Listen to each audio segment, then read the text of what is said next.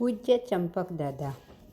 પરમ પૂજ્ય શ્રાદ્ધેય શ્રી ચંપકલાલ, પરમ પૂજ્ય वात्सल्यमूर्ति दादाजी, श्री अरविंद और श्री माताजी के कृपा पात्र सच्चा बालक, अधिकृत एकनिष्ठ सेवक, सेवा का मूर्तिमंत स्वरूप, श्री माताजी के शब्दों में मेरा शेर, माय लायन, पूज्य दादाजी के बहिर्मुख व्यक्तित्व को पहचानना बहुत मुश्किल काम है।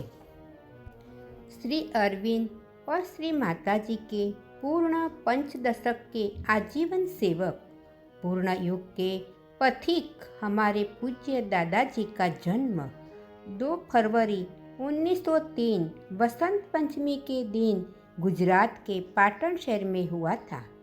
चंपकलाल के पिता श्री छोटालाल पुराणी और मातृश्री उमिया बहन। श्री छोटालाल का समग्र परिवार निष्ठापरायण और धर्मपरायण था।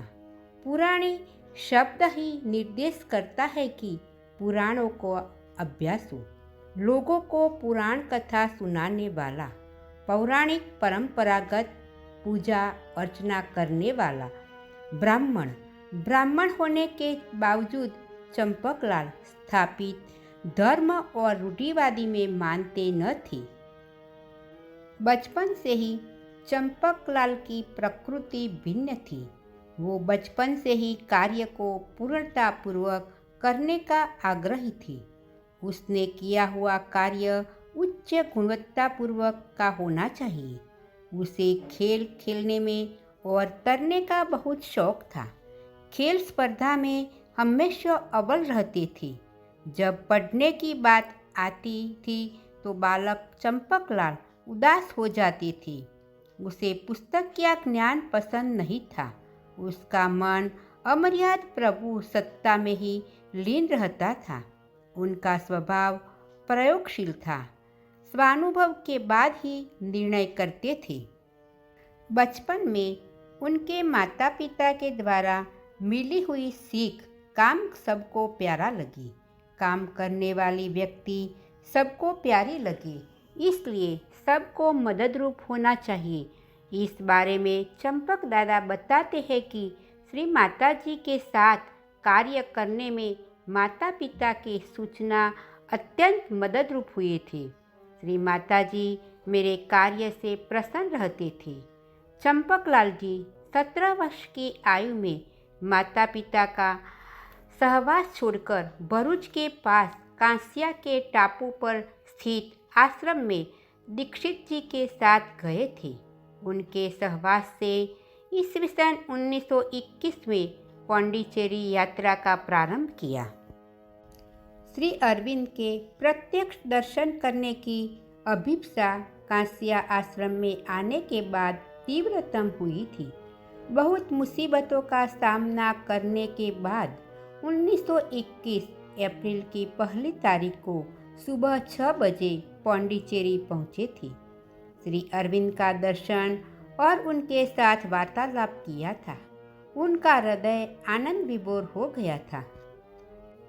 पांडिचेरी कायमी वसवास किस संजोग में हुआ, उस प्रश्न का उत्तर देते चंपकलाल जी ने बताया था कि ईस्वी सन 1923 की साल में पूनमचंद पांडिचेरी से पाटन आने वाले थे।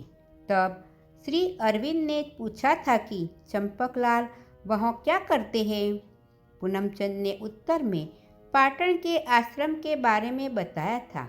त्यारबाद श्री अरविंद ने कहा था कि उसे भी तुम वापस आओ तब आपके साथ लेकर आना।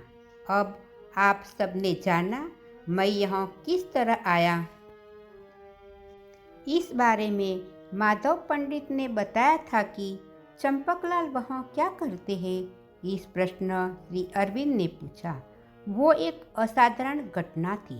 श्री चंपकलाल पांडिचेरी में श्री अरविंद के कपड़े धोने का और अंगत सेवा करने का काम पूर्ण मन से किया। चंपकलाल के लिए श्री अरविंद और श्री माताजी परम पिता और महाभगवती तो थे ही, उसके साथ वो अपने माता पिता भी मानते थे।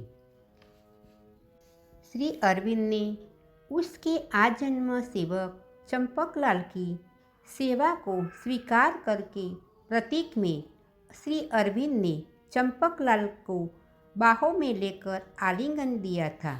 कितनी अलौकिक घटना!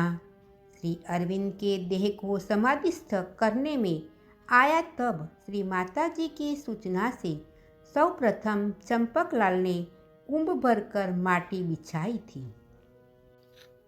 ईस्वी सन 1923 से 1938 तक श्री अरविंद और श्री माताजी दोनों की सेवा करने का कार्य संभाला।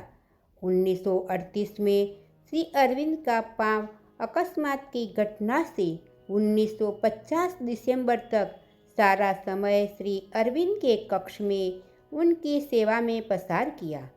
ईस्वी सन 1950 के बाद 1973 तक श्री माताजी की सेवा में बिताया।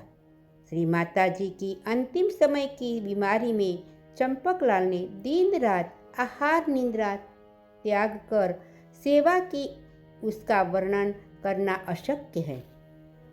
श्री माताजी के देह को समाधिस्थ करने में आया तब भी सर्वप्रथम पुष्पार्पण और माटी बिछाने का कार्य आदि और चंपकलाल ने ही किया था। श्री चंपक दादा ने अपनी इच्छा अनुसार जंत्राल में देह त्याग किया था। उस समय श्री अरविंद और श्री माताजी की सघन अनुभूति हुई थी।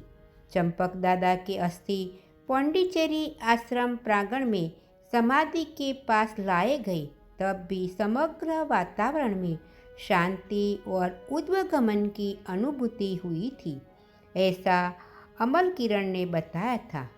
चंपक दादा के अस्थि आश्रम के केजोनो गार्डन की भूमि में आश्रम के अन्य उदार साधकों की समाधि समेत समाधिस्थ किया गया। चंपकलाल उसके परम प्रभु श्री अरविंद के पास पहुँचे। श्री अरविंद उसकी प्रतीक्षा कर रहे थे। सच में चंपकलाल का समग्र जीवन प्रभु का चमत्कार है।